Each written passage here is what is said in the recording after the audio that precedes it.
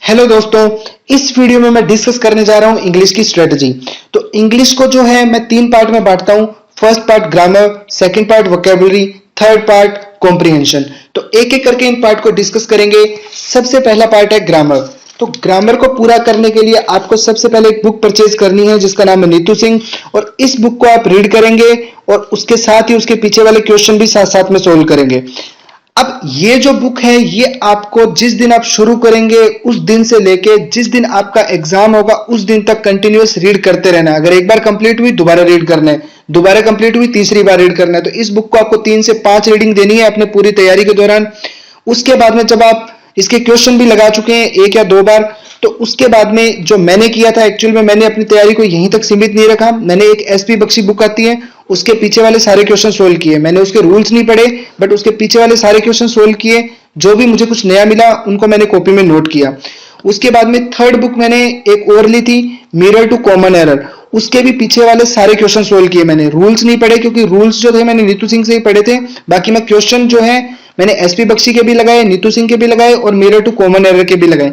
आप भी अपनी तैयारी को इसी तरह डाइवर्सिफाई करें, नंबर ऑफ क्वेश्चंस ज्यादा करें ताकि आपका जो माइंड है क्वेश्चन को डिटेक्ट करने का वो खुल जाए। क्योंकि अपने को क्वेश्चन याद नहीं करने हैं, अपने को क्वेश्चन को परखना सीखना है। तो क्वेश्चन याद कर लेने से वही क्वेश्चन पेपर में नहीं आते। क्वेश्चन में पेपर में क्वेश्चन किसी भी तरह का आ सकता है। तो अपने को तैयारी उसी तरह से अपनी करके रखनी है। जब आप ये सारी चीजें कर लेते हैं, यानी कि नीतू सिंह के क्वेश्चन आपने 2-3 बार लगा लिए, एसपी बख्शी के क्वेश्चन आपने 2 बार लगा लिए, मिरर टू कॉमन के क्वेश्चन 1-2 बार लगा लिए, तो उसके बाद में आपको मूव करना है क्विजेस की तरफ। तो क्विजेस आपको सेक्शनल क्विजेस मिलेगी टेक्स्ट बुक के अंदर और ग्रेडअप के अंदर।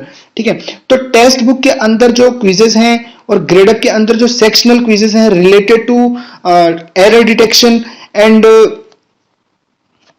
एरर करेक्शन, तो ये जो 2 क्विजेस हैं वो आपको टेक्स्ट बुक और ग्रेडअप से सोल्व करनी है ताकि आपकी तैयारी और डाइवर्सिफाई होती रहे और आपकी प्रैक्टिस भी अच्छी खासी होती रहे। तो ये ग्रामर का पार्ट था जो मैंने इस तरह से पूरा किया। आपको भी इसी तरह से पूरा करना है तो बहुत अच्छी तैयारी होगी और बहुत अच्छी अच्छी नई चीजें पता लगेगी जो आप अपनी कॉपी में नोट करते जाना। अपनी कॉपी के सेक्शन बना लो ग्रामर से रिलेटेड और उसके अंदर कॉपी के अंदर नए नए रूल्स या नई नई चीजें या नए नए एग्जाम्पल जो भी आते हैं अपनी कॉपी में ऐड करते जाओ और उसकी तैयारी ग्रामर में आपको बहुत हेल्प करेगी। ठीक है, चलिए अब चलते हैं दूसरे पार्ट की तरफ। अब बात करते हैं वोकैबुलरी की। देखिए वोकैबुलरी जो है उसको मैं 5 पार्ट में डिवाइड करता हूं। वन वर्ड, इडियम, वोकैबुलरी खुद जो सिनोनिम और एंटोनिम होते हैं, प्रीपोजिशन एंड फ्रेजल वर्ब। तो वन वर्ड, इडियम और जो वोकैब है, इन 3 चीजों को मैंने किया था। एसपी बख्शी का भी सारा याद किया था, नीतू सिंह का भी सारा याद किया था, एमपी पूरा याद किया था। तो मैंने तो ये सारी चीजें की थी। लेकिन अभी मेरे हिसाब से एक ऑल्टरनेट है बहुत ही अच्छा, ब्लैक बुक। आप उसको फॉलो कर सकते हैं। अब मैंने ये ब्लैक बुक तो नहीं पढ़ी थी लेकिन मैंने वो तीनों किए थे तो मेरे को फायदा मिला। लेकिन मैंने ब्लैक बुक के बारे में भी सुना है तो अच्छी ही किताब होगी। निखिल सर की बुक है तो he is a very good person, तो बुक भी अच्छी होगी ऑब्वियसली। तो आप उन 3 को फॉलो करने के बजाय सिर्फ एक ब्लैक बुक भी फॉलो कर लेंगे तो I don't think there would be any issue. तो आप ब्लैक बुक फॉलो कर सकते हैं। तो कंप्लीटली उस बुक को पूरा कीजिए। और इसके अलावा अब याद कैसे करना होता है, द मेथड टू रिवाइज और रिमेंबर द वोकेबलरी कैसे करोगे। देखो कुछ लोग बोलते हैं निमोनिक से कर लो, कुछ बोलते हैं फोटो से कर लो, कुछ कर मतलब कुछ के सबके अपने अपने एक मतलब वो तरीका बोलते हैं। लेकिन मेरा एक ही तरीका है और मैं वही आपको रिकमेंड करूंगा। याद करने का एक ही तरीका है, वो है याद करना। ठीक है, तो ये नमोनिक्स या ये वो जो भी हैं ये बहुत टाइम तक मेरे हिसाब से काम नहीं करते। तो रेदर अच्छी बात है कि याद करो। ठीक है, रट्टे मारो, याद करो, बस यही एक अच्छा सॉल्यूशन है इन चीजों को याद करने का। तो याद करना कैसे होता है वो जो मैंने जो तरीका अपनाता था वो बता देता हूं। तो मैं क्या करता था कि जैसे एसपी बख्शी की बुक थी मेरे पास, आप ब्लैक बुक फॉलो कर लेना। फॉर एग्जांपल एसपी बख्शी में वोकैबुलरी थी, मैं ऐसे याद करता था जैसे पहला वर्ड, दूसरा वर्ड, तीसरा वर्ड।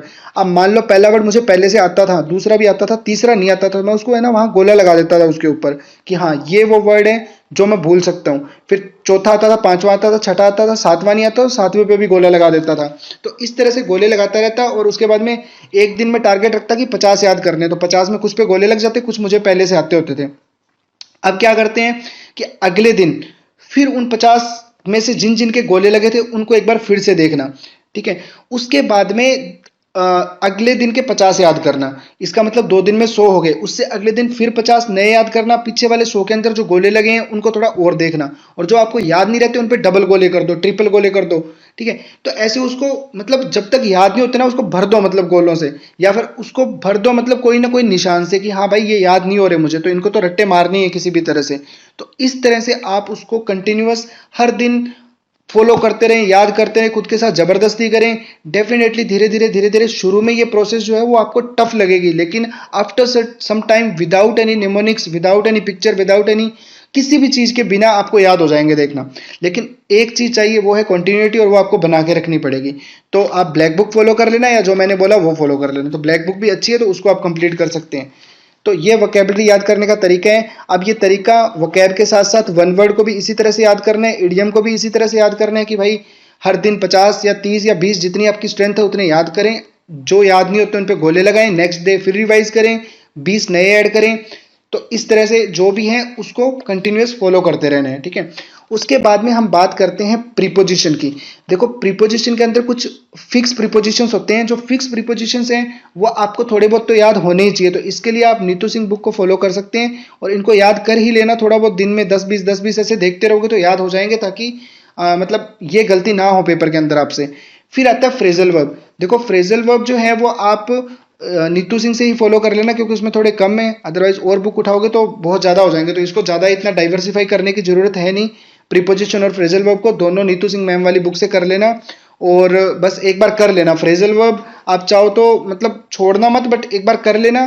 बट ये इतना शायद एग्जाम में रिफ्लेक्ट ना करे, तो फिर भी एक बार आप इसको कर लेना। मतलब मेरी तो यही सलाह है कि छोड़ के कुछ भी मत जाना, मैं तो पढ़ के गया था। तो ये है वोकैबुलरी का तरीका।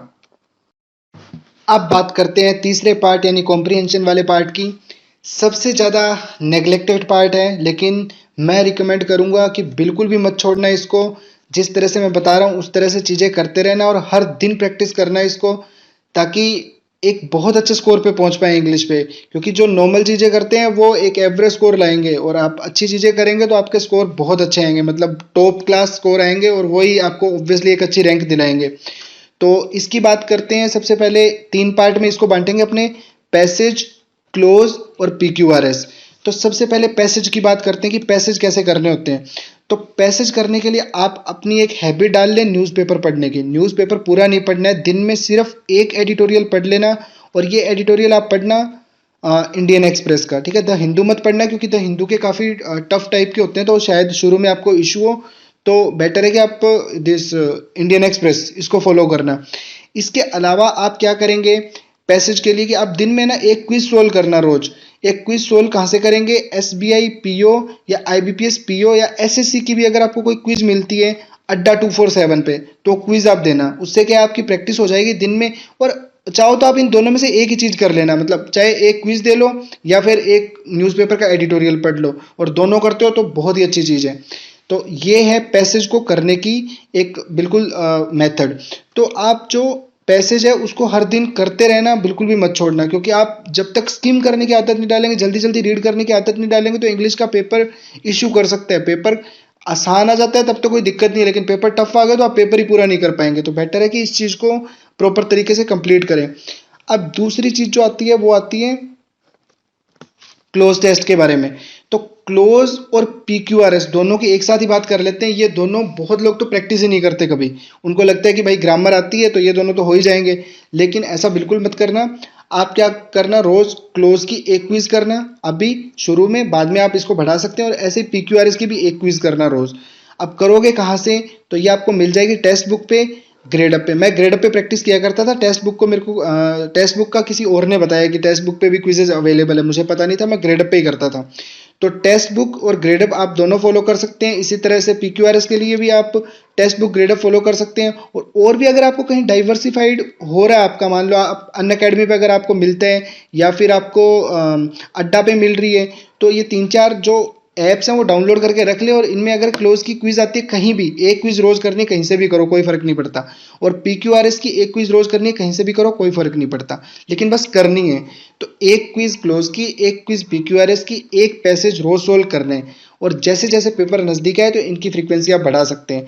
तो बस इतना सा करना है और इन चीज़ों को बिल्कुल लीव नहीं करना और अच्छे से करते जाना है।